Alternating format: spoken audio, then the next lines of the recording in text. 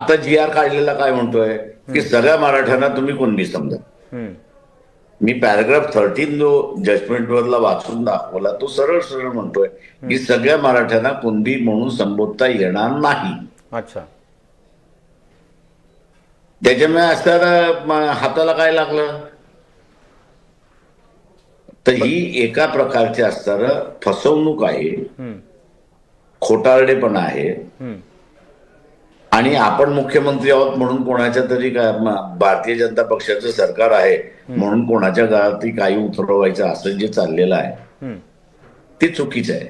वंचित बहुजन आघाडी ही पहिल्यापासूनच भूमिका घेत होती आणि मराठा नेतृत्वालाही त्या ठिकाणी सांगत होती की तुम्ही ओबीसीतून आरक्षण मागू नका, तुम्ही मराठा म्हणून असणारं आरक्षण मागा.